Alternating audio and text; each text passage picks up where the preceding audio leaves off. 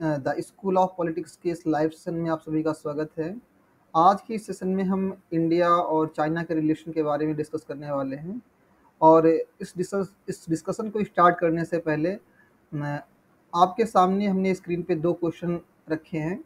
और बेसिकली ये जो क्वेश्चंस हैं ये एग्ज़ाम के पॉइंट ऑफ व्यू से इम्पोर्टेंट हैं और ये क्वेश्चन 2019 में यूजीसी एग्जामिनेशन में पूछे गए हैं।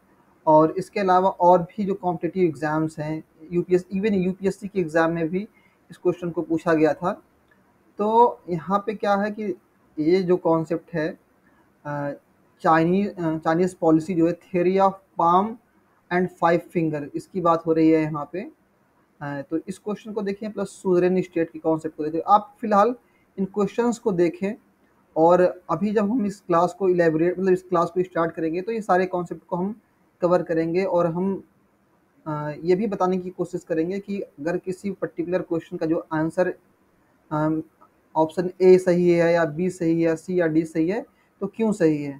तो आइए सेशन को स्टार्ट करते हैं। इंडिया चाइना रिलेशन की अगर हम बात करें, मैं काफ़ी चीज़ों को एक्सप्लोर कर रहा था, कई से यहाँ पे जो है कंटेंट दे रहा था। मैंने दृष्टि आईएएस की जो वेबसाइट है उस पर भी कंटेंट को देखा और भी कुछ मटेरियल्स है जो मैंने अपने लेवल पे कंसल्ट किया। और मेरी कोशिश ये होती है कि जो चीज़ें मैं अपने नोट्स में इंक्लूड करूँ वो इस लेवल पे हों कि वो सारी चीज़ें आपको हेल्प करें, आपको अलग से कुछ पढ़ना ना पड़े, अलग से कुछ देखना ना पड़े। और आई थिंक ये जो स्क्रीन पे जो कंटेंट है इसको मैक्सिमाइज कर दें। इससे ये होगा कि जो विजिबिलिटी है वो और भी बेहतर होगी, चीज़ें आपको और स्पष्ट रूप से दिखाई देंगी। तो इंडिया चाइना रिलेशन की बात करिए, दोनों पड़ोसी राज्य हैं और बहुत ही एशिया महाद्वीप की कह सकते हैं कि ये पावरफुल कंट्रीज़ हैं, डोमिनेंट कंट्रीज़ हैं, जिनमें पोटेंशियल है सुपर पावर बनने का। ऑलरेडी चाइना एक सुपर पावर है और इंडिया भी उसी कदम पे आगे बढ़ रहा है। और आप देखें एज ए नेशन हम काफ़ी तरक्की कर रहे हैं। हमने चंद्रमा पे भी जो है अपनी पहुंच को, उस चंद्रमा के उस रीजन पे अपनी पहुंच को हमने दर्ज करा दिया है जहाँ पे दुनिया के लोग अभी पहुंचने के बारे में सोच रहे हैं। तो बेसिकली हम देखते हैं इंडिया और चाइना के जो रिलेशन है उसका इवोल्यूशन कैसे हुआ और वो कौन कौन से जो टॉपिक हैं जो एग्ज़ाम के पॉइंट ऑफ व्यू से इम्पोर्टेंट है, जिनको पढ़ना आपके लिए ज़रूरी है। तो इंडिया चाइना रिलेशन की अगर बात करें, हम देखते हैं कि इंडिया को आज़ादी 15 अगस्त 1947 में मिलती है और चाइना में आप देखें माओ की लीडरशिप में चाइना में 1 अक्टूबर 1949 को जो है क्रांति होती है और वहाँ पे एक स्टेट की स्थापना होती है, People's Republic of China. Exam में अक्सर क्वेश्चन पूछा जाता है कि चाइना जो पीआरसी है, पीपल्स रिपब्लिक ऑफ चाइना, इसकी स्थापना कब हुई थी? तो 1 अक्टूबर को 1949 में हुई थी। और किसकी लीडरशिप में हुई थी? माओ जेदांग के बारे में, या माओ त्से-तुंग, बहुत सी किताबों में आपको पढ़ने को मिलेगा। माओ त्से-तुंग को या माओ जेदांग को, बात एक ही है। और हम देखते हैं कि जब ये इंडिया की बात करें हम या चाइना की बात करें, ये जब दोनों कंट्रीज़ आज़ाद हुई हैं तो पूरी जो दुनिया है आमतौर पे 2 ब्लॉक्स में बटी हुई थी। हम जानते हैं कि ये जो पीरियड है सेकंड वर्ल्ड वॉर के बाद का, इसमें क्या कि दुनिया 2 ब्लॉक्स में डिवाइड हो गई है। और हम देखते हैं कि एक तरफ सोवियत यूनियन है जो पूरी दुनिया को अपने प्रभाव में लेने की कोशिश कर रहा है। दूसरी तरफ क्या है? दूसरी तरफ अमेरिका है जो अपने प्रभुत्व को, अपने डोमिनेंस को जो है स्थापित करने की कोशिश कर रहा है। तो दोनों कंट्रीज़ के बीच में एक कोल्ड वॉर चल रहा है जहाँ पे लोग ये दोनों कंट्रीज़ अपनी इन्फ्लुएंस को जो है बढ़ाने की कोशिश कर रहे हैं। तो हम देखते हैं कि 1 अक्टूबर 1949 को जब चाइना इस्टेब्लिश होता है एज ए नेशन स्टेट, तो चाइना में क्या है कि एक रिवॉल्यूशन होती है, क्रांति होती है और चाइना अपने आप को एक कम्युनिस्ट कंट्री के तौर पे इस्टेब्लिश करता है। हालांकि चाइना जो है, आप देखें उस अगर कोल्ड वॉर के पॉइंट ऑफ व्यू से देखें तो चाइना क्या है कि कह सकते हैं कि एक एलाई है जो सोवियत यूनियन से आगे इंगेज करेगा। और ये कम्युनिस्ट कंट्री है। लेकिन हम देखते हैं कि इंडिया ने क्या किया। इंडिया ने शुरू से ही, आज़ादी के बाद से ही इंडिया ने गुटनिरपेक्ष नीति को अपनाया। नॉन अलाइनमेंट मूवमेंट को आप देखें, इंडिया ने ही एक तरह से लॉन्च किया, उसमें इंडिया का काफ़ी कंट्रीब्यूशन है। और इंडिया ने एक इंडिपेंडेंट, एक स्वतंत्र फॉरेन पॉलिसी को जो है अडॉप्ट किया। और इंडिया अ, उन देशों में से एक था, मतलब कैसे देश, जो नॉन कम्युनिस्ट देश हैं, जो नॉन कम्युनिस्ट कंट्रीज हैं उनमें से एक था जिसने जिसने जो है चाइना को रिकॉग्नाइज किया, जिसको चाइना को मान्यता दी। आमतौर पे देखें, जब भी कोई किसी नेशन की स्टेब्लिशमेंट होती है, अभी देखें रिसेंटली एक कंट्री बनी है साउथ सूडान, आपने नाम सुना होगा, साउथ सूडान के बारे में आपने सुना होगा। और साउथ सूडान से कई बार एग्ज़ाम में क्वेश्चन पूछे जाते हैं। आप आपका होमवर्क ये है कि आप ये बताएंगे कल की क्लास में, ये साउथ सूडान कब इस्टेब्लिश हुआ था, और इसने एनपीटी पे साइन किया है कि नहीं किया है, और इसको संयुक्त राष्ट्र की महासभा में, यूएनजीए में, इसको इसको शामिल किया गया है या नहीं किया गया है, और किया गया है तो कब किया गया है। ये आपका होमवर्क है, इसको आप नोट करिएगा। और यहाँ से नेट के एग्जामिनेशन में साउथ सूडान से कई बार क्वेश्चन पूछे गए हैं। तो जब भी कोई कंट्री इस्टेब्लिश होती है तो उसको रिकग्निशन ज़रूरी है देना। रिकग्निशन से क्या होता है, आपने अगर हमारी पिछली क्लास पढ़ी होगी तो हमने देखा था कि जो है इंडिया पाकिस्तान के बीच में जब लड़ाई हुई थी, तो इसमें क्या है कि एक नए देश की स्थापना हुई थी, और 16 दिसंबर 1971 को जो है बांग्लादेश की स्थापना हुई थी। तो इंडिया उस वक्त भी पहला कंट्री था, पहला देश था जिसने बांग्लादेश को मान्यता दी थी। तो रिकग्निशन का देने का मतलब ये होता है कि अब उस कंट्री के साथ हम डिप्लोमेटिक रिलेशन को बनाने के लिए हम पूरी तरीके से तैयार हैं। मतलब अम्बेसडर लेवल पे जो है, अम्बेसडोरियल लेवल पे हम चीज़ों को करेंगे। हम अपने वहाँ पे अपनी एम्बेसी को बनाएंगे उस कंट्री में, और उस कंट्री के जो गवर्नमेंट है वो भी हमारे देश में एम्बेसी को बनाएगी। और जो है हम आपस में बायलैटरल रिलेशन को, जो द्विपक्षीय संबंध हैं, उसको आगे बढ़ाएंगे।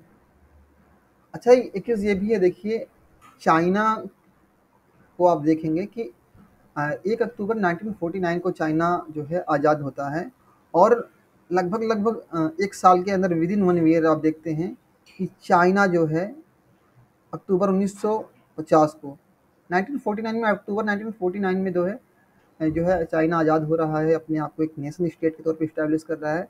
और उसने लगभग लगभग 1 साल के अंदर ही जो है उसने क्या किया कि तिब्बत के ऊपर अटैक कर दिया। और हम देखते हैं कि इंडिया ने क्या किया, इंडिया ने चाइनीज़ जो सुजरेनिटी है किसके ऊपर, तिब्बत के ऊपर, मतलब यहाँ पे इसका कह सकते हैं प्रभाव या प्रभुत्व कह सकते हैं, या प्राधिकार कह सकते हैं। मतलब सुजरेनिटी, अभी मैं इसको बता रहा हूँ सुजरेनिटी का मतलब क्या होता है। तो चाइना ने क्या किया, अ, चाइना ने 1950 में तिब्बत के ऊपर अटैक किया। उस वक्त जो देश के प्रधानमंत्री थे, श्री जवाहरलाल नेहरू थे, और उन्होंने एक तरह से चाइना के इस अटैक को के खिलाफ कुछ नहीं बोला, उन्होंने कोई स्टैंड नहीं लिया। और चूँकि और चाइना ने उस रीजन पे अपना कंट्रोल इस्टेब्लिश किया, तो उसके बाद क्या कि इंडिया ने उस कंट्रोल को एक तरह से रिकग्नाइज़ किया, उसके लिए उसको अप्रूवल दिया एक तरीके से। और इन फ्यूचर जब भी कभी चाइना के रिगार्डिंग बात कर जब मतलब सॉरी तिब्बत के रिगार्डिंग बात करता था, तो तिब्बत रीजन ऑफ चाइना, ये पर्टिकुलर फ्रेज का इस्तेमाल करता था। इस तरह के वाक्यों का जो है इंडिया इस्तेमाल करता था। और हम देखते हैं कि जब 1950 में चाइना की जो मिलिट्री है, वो चाइना और तिब्बत के बॉर्डर को क्रॉस करती है, और उसके बाद वो लहासा पहुंच जाती है। लहासा कौन सी जगह है, लहासा राजधानी है तिब्बत की। और ओवरऑल हम देखते हैं कि इस अटैक के बाद में क्या है कि यहाँ की जो जियो पॉलिटिक्स है वो पूरी तरीके से बदल जाती है। क्यों? क्योंकि एक तरफ हम देखें, यहाँ पे क्या है, यहाँ पे सपोज कि ये चाइना है, ये चाइना है, बीच में ये जो है, ये क्या है, ये तिब्बत है, और फिर यहाँ क्या है कि इंडिया है, ये ठीक है ना, ये इंडिया है। आप ये इंडिया का मैप सपोज करो कि ये इंडिया है, ठीक है ना, आप ये मान लो इंडिया है। तो ये जो स्टेट था तिब्बत के बीच में, अगर आप ने कभी आपने मिलिट्री साइंस पढ़ा होगा, तो मिलिट्री साइंस के अंदर जो सैन्य विज्ञान है उसके अंदर एक कॉन्सेप्ट है बफर स्टेट का। तो इनिशियली जो है ये जो तिब्बत रीजन था ये बफर स्टेट का काम कर रहा था। बफर स्टेट का मतलब क्या कि दो राज्यों के बीच में जो है एक राज्य है।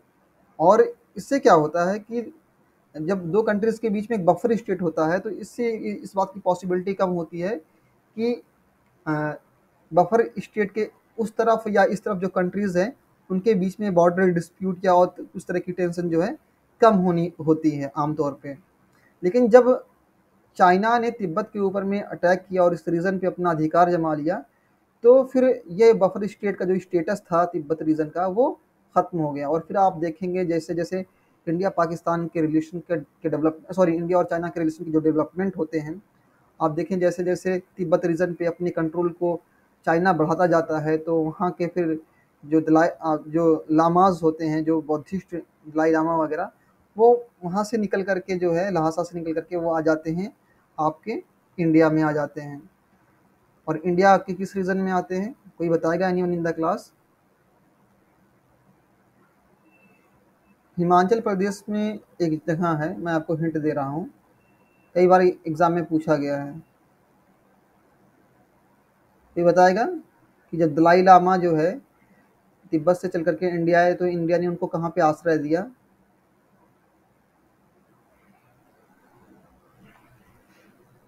क्लास में कोई है भी या नहीं? At least you are suppose to respond guys.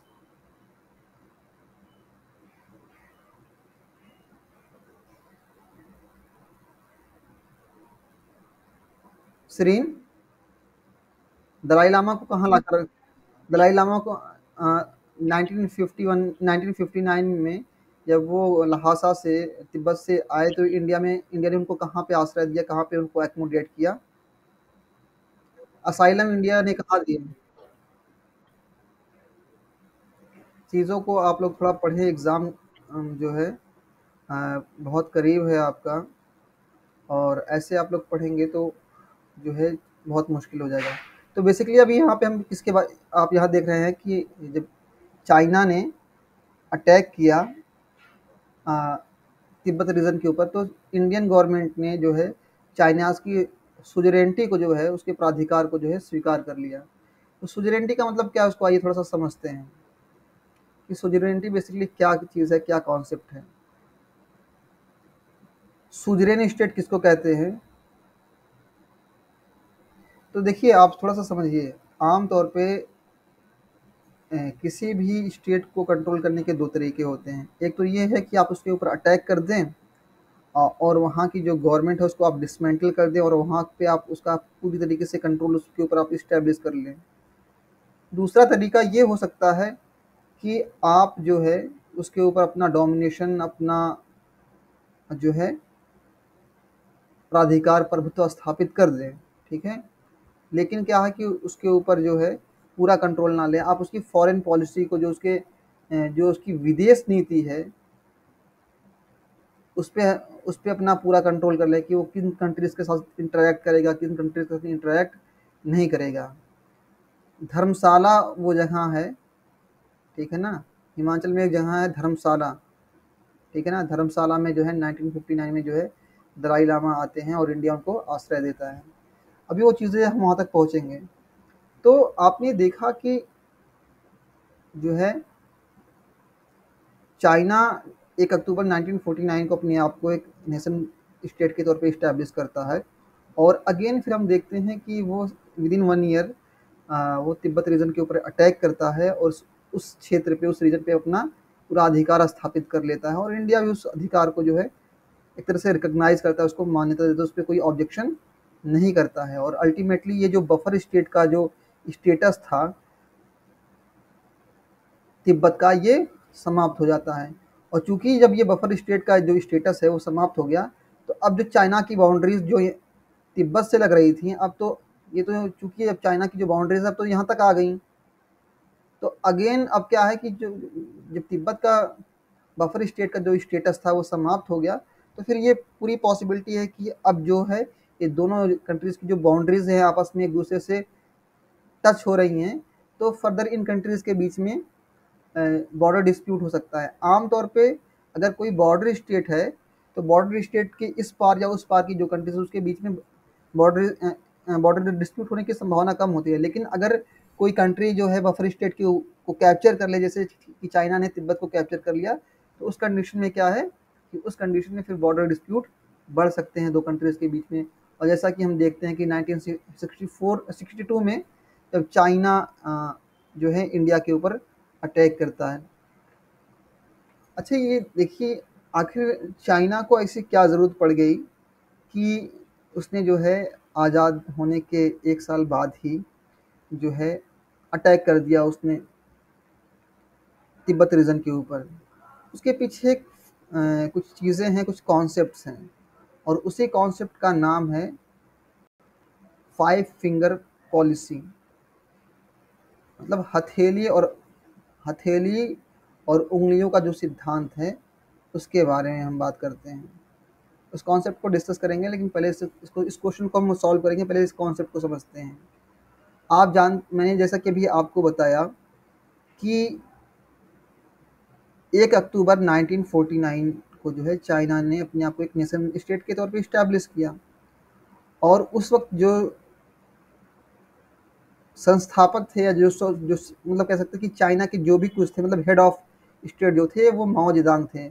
उस वक्त कह सकते हैं कि माओ का पूरा कंट्रोल था चाइना के ऊपर में।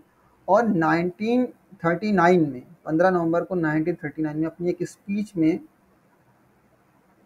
माओ जेदांग कहते हैं कि ये जो तिब्बत रीजन है, जिसको चाइनीज़ भाषा में क्या बोलते हैं, जी जीजैंग बोलते हैं, ठीक है ना। तो ये जो रीजन है, ये जो क्षेत्र है जीजैंग तिब्बत, क्या है, ये चाइना की क्या है, राइट पाम है। दाहिने हाथ की क्या है, ये पाम है, ये हथेली है। और इसके अलावा ये जो लद्दाख है, नेपाल है, सिक्किम है, भूटान है, नॉर्थ ईस्ट फ्रंटियर, इसको आज के समय में अरुणाचल प्रदेश कहते हैं। इसको थोड़ा मैप के ज़रिए से ये समझते हैं। आप देखें चाइना की जो 5 फिंगर पॉलिसी है उसमें क्या है, चाइना का ये मानना है कि ये जो क्षेत्र हैं, चाहे आप यहाँ पे बात करें लद्दाख की बात करें, या आप बात करें नेपाल की, या आप बात करें सिक्किम की, या आप बात करें भूटान की,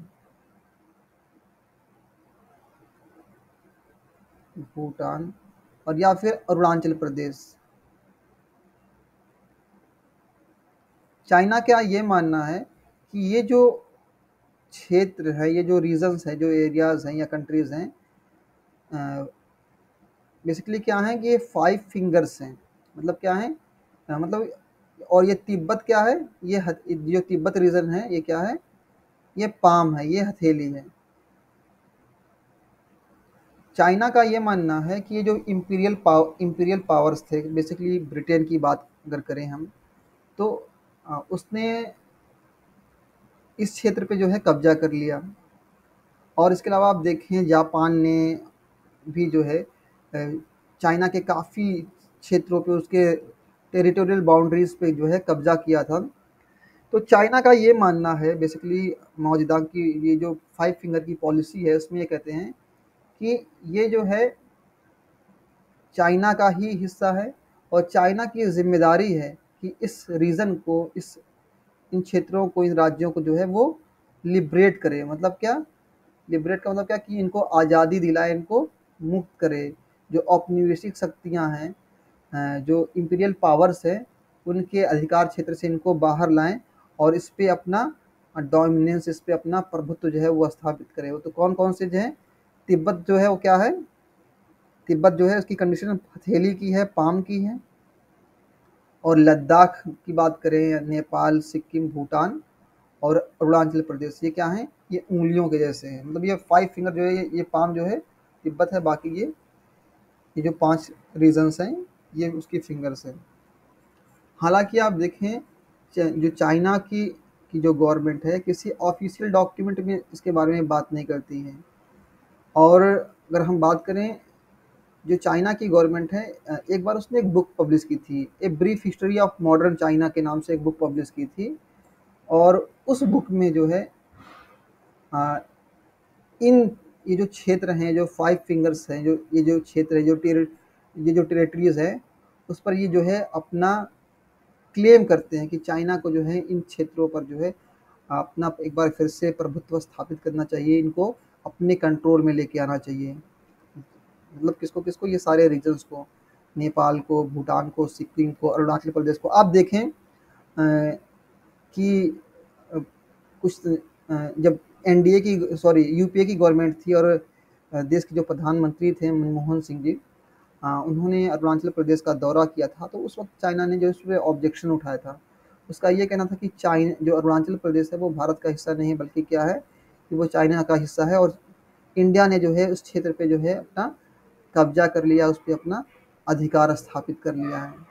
तो आपने ये समझा, अब चीज़ें आपको समझ में आ गई होंगी कि 5 फिंगर कौन कौन से 5 फिंगर में कौन कौन से क्षेत्र आते हैं, कौन कौन से रीजन्स आते हैं। लद्दाख, नेपाल, सिक्किम, भूटान और अरुणाचल प्रदेश। इसको आप यहाँ पे ऐसे करते हैं 1, 2, 3, 4 एंड 5। ये 5 रीजन है जो 5 फिंगर में आते हैं। और जो है हथेली की बात करें तो ये तिब्बत रीजन है।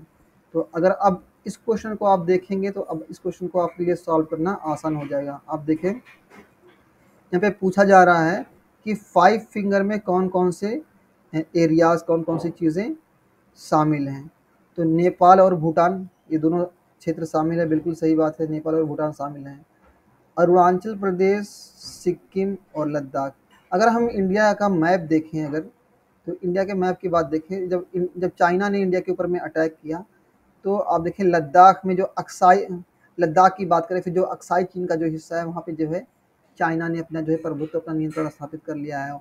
और बाद में आप देखते हैं कि सिक्किम के ऊपर में इंडिया की सॉवरेंटी को चाइना जो है एक्सेप्ट कर लेता है। लेकिन शुरुआती दौर में जब सिक्किम जो है पूरी तरह से एक कंप्लीट स्टेट का जो इसको दर्जा नहीं मिलता है, उस वक्त तक जो है चाइना जो है सिक्किम पर इंडिया की सॉवरेंटी को एक्सेप्ट नहीं करता। और लद्दाख ये भी। तो इंडिया की अगर बात करें तो इंडिया में 3 रीजन है, कौन कौन से, लद्दाख, सिक्किम और अरुणाचल प्रदेश। और बाकी ये 2 कंट्रीज हैं भूटान और नेपाल। ठीक है ना। तो यहाँ पे ऑप्शन ए एंड बी की बात करें, यहाँ पे देखना पड़ेगा ए एंड बी कहाँ पे है। तो ऑप्शन जो बी है वो सही हो जाएगा। आपके पास जो क्वेश्चन बैंक है उसमें आप देखिएगा दिसंबर 2019 का जो पेपर में क्वेश्चन नंबर 54। आपको इस तरीके के क्वेश्चन जो हैं या इस तरह की चीज़ें सामान्य किताबों में आपको नहीं मिलेंगी। आपको जो भारतीय विदेश नीति की जो किताबें हैं, आमतौर पे जो बी एल फाड़िया या पुष्पेश पंत वर्ग की जो किताबें हैं, उन किताबों में इस कॉन्सेप्ट को डिस्कस नहीं किया गया है। और यहाँ पे ये जो दूसरा क्वेश्चन है सुजरेन स्टेट का, ये 2009 का क्वेश्चन है, 2019 का नहीं है, 2009 का, दिसंबर 2009 का यह क्वेश्चन है। ये टाइपिंग एरर हो गई है। यहाँ पे पूछा जा रहा है कि ए स्टेट एक ऐसा राज्य which dominates and subordinates neighbouring states without taking them over. मतलब एक ऐसा राज्य जो अपने पड़ोसी राज्यों पर या अन्य राज्यों पर जो है अपना प्रभुत्व स्थापित कर लेता है, लेकिन उसको टेक ओवर नहीं करता है, उसको पूरी तरीके से अपने कब्जे में नहीं लेता, उसको क्या बोलते हैं, सुजेरन स्टेट। जैसे कि चाइना ने किया किसके साथ, तिब्बत के साथ। तिब्बत पे उसने अपना कंट्रोल स्थापित कर लिया। और इंडिया ने क्या किया कि 1950 में चाइना की जो सुजरेनिटी है, जो प्रभाव है, जो प्रभुत्व है, जो अपराधिकार है तिब्बत रीजन पे, उसको एक्सेप्ट कर लिया।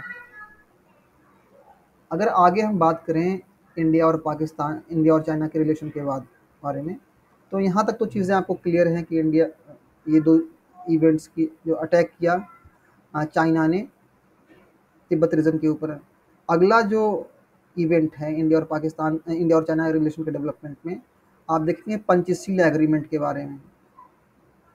पंचशील एग्रीमेंट से कई बार क्वेश्चन पूछे गए हैं और यहाँ से जो है क्वेश्चन कई बार पूछे गए हैं।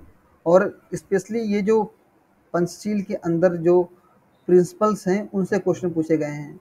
रिसेंट एग्जामिनेशन में ये पहला क्वेश्चन तो ये पूछा गया कि पंचशील एग्रीमेंट जो है कब साइन किया गया था, और इसकी जो है स्पेसिफिक जो डेट है उसको आपको याद करके रखनी है। जहाँ तक मुझे याद है कि 29 अप्रैल को, आप नोट डाउन कर लीजिएगा, 1945 में जो है पंचशील एग्रीमेंट को किया गया था। एक मिनट थोड़ा सा आप चेक कर लीजिएगा। और यहाँ से एक क्वेश्चन और भी बनता है कि ये जो पंचशील एग्रीमेंट है इसको साइन किसने किया था। तो जो इंडिया हमारे देश के प्रधानमंत्री जवाहरलाल नेहरू और चाइना के जो प्रीमियर हैं झाओ इन लाई, इन्होंने जो है साइन किया था। मतलब नेहरू और झाओ इन लाई ने जो है इस एग्रीमेंट को साइन किया था।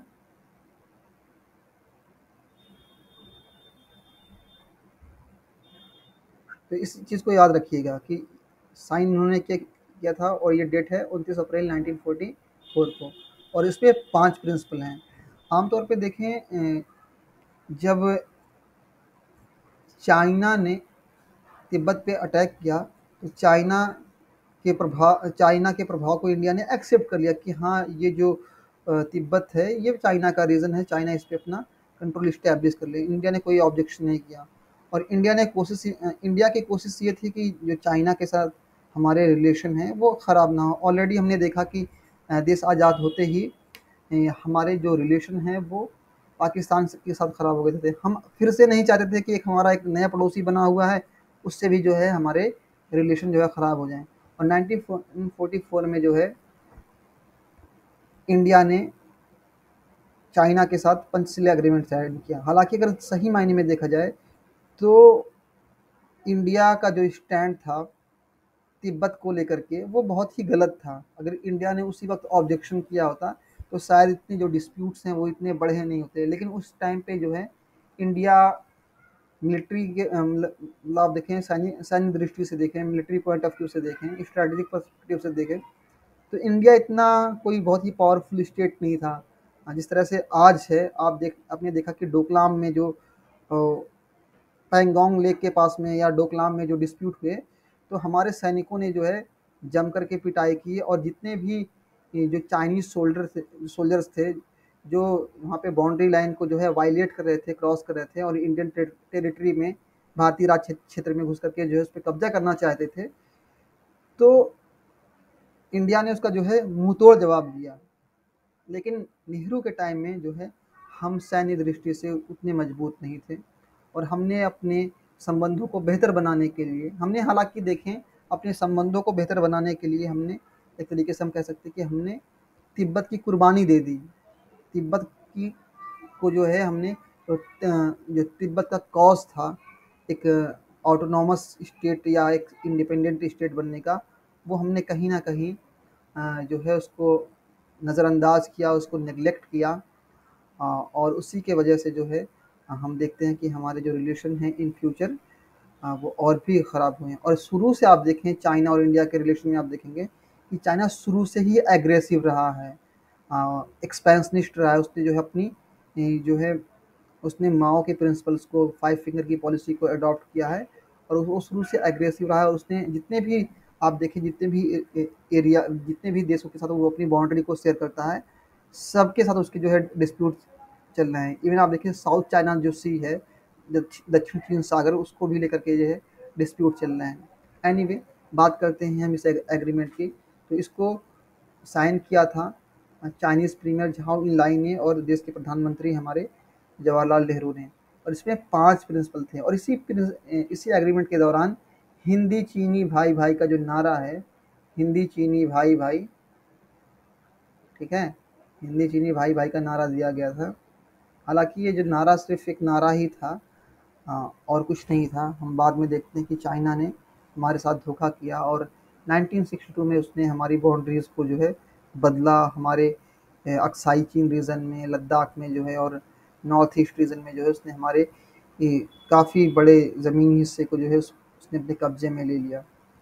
तो सबसे पहला जो प्रिंसिपल है म्यूचुअल रिस्पेक्ट का, कि मतलब ये जो दोनों देश हैं इंडिया और चाइना, तो ये जो दोनों कंट्रीज़ हैं इंडिया और चाइना, ये क्या करेंगे कि एक दूसरे की जो बॉर्डर्स हैं, जो बाउंड्रीज़ हैं, उसका सम्मान करेंगे और दोनों जो देश हैं एक दूसरे की सॉवरेनिटी की, उसकी टेरिटोरियल इंटीग्रिटी की, उसकी एकता और अखंडता का जो है वो सम्मान करेंगे। दूसरा ये नॉन एग्रेशन की, ये कंट्रीज इंडिया और चाइना एक दूसरे के ऊपर जो है अटैक नहीं करेंगे।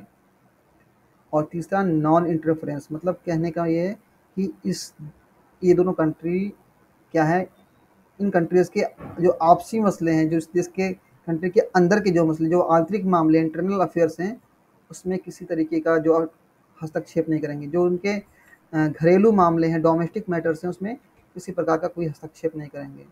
और साथ ही साथ इक्वालिटी की बात करते हैं कि ये जो दोनों both nation acknowledge the principle of equality in their relation, मतलब वो समानता की बात करते हैं कि हम समान रूप से जो है एक दूसरे के साथ व्यवहार करेंगे। और सबसे जो लास्ट में जो पॉइंट है पीसफुल को एग्जिस्टेंस का, और ये जो एग्रीमेंट है इस बात पे इम्फेसाइज करता है कि हमारे जो रिलेशन हैं वो पीसफुल होंगे, हम एक साथ इस रीजन में पीसफुली को एग्जिस्ट करेंगे। और अगर हमारे बीच में कोई भी डिस्प्यूट होता है किसी भी मसले पर, अ, तो हम उस डिस्प्यूट को पीसफुल मीन से शांतिपूर्वक ढंग से जो है उसको हल करने की कोशिश करेंगे, उसका समाधान, उसका एक सॉल्यूशन निकालने की कोशिश करेंगे।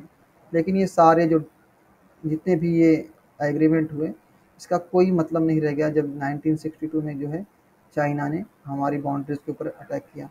और हम देखते हैं कि चाइना शुरू से ही एग्रेसिव रहा है। 1962 में जो है चाइना ने अटैक किया, और फिर हम देखते हैं कि 1964 में आपने अगर हमारी पिछली क्लासेस को अटेंड किया होगा, जहाँ पे हमने इंडिया की न्यूक्लियर पॉलिसी के बारे में डिस्कस किया था, तो हमने वहाँ पे आपको बताया था कि अटैक के ठीक 2 साल बाद जो है चाइना ने न्यूक्लियर टेस्ट को कंडक्ट किया था 1964 में। और 1964 में जब चाइना ने यहाँ पे न्यूक्लियर टेस्ट कंडक्ट किया, तो इस रीजन का, इस क्षेत्र का जो बैलेंस ऑफ पावर है, शक्ति संतुलन है, वो पूरी तरीके से चेंज हो गया। और फिर हम देखते हैं कि इंडिया भी अपनी सिक्योरिटी को बेहतर बनाने के लिए इंदिरा गांधी की लीडरशिप में 1974 में जो है वो न्यूक्लियर टेस्ट कंडक्ट करता है। फिर अगेन अटल बिहारी वाजपेयी की लीडरशिप में 1998 में वो पोखरण में दूसरा टेस्ट करता है। तो ये सारी चीज़ें हम, और जो चीज़ें रह गई हैं यहाँ पे, इसको डिस्कस करेंगे कल की क्लास में। आज की क्लास में इतना ही। यहाँ तक जो चीज़ें हमने डिस्कस की हैं, आप कोशिश ये करिएगा कि ये सारे पॉइंट्स को जो है एक एक पॉइंट्स को प्रॉपरली याद करिएगा। एटलीस्ट पूरे अंदर की चीज़ें नहीं भी याद करेंगे कोई दिक्कत नहीं है, जो हेडिंग है इसको आप जो है याद कर लीजिएगा, क्योंकि यहाँ से कई बार क्वेश्चन पूछे गए।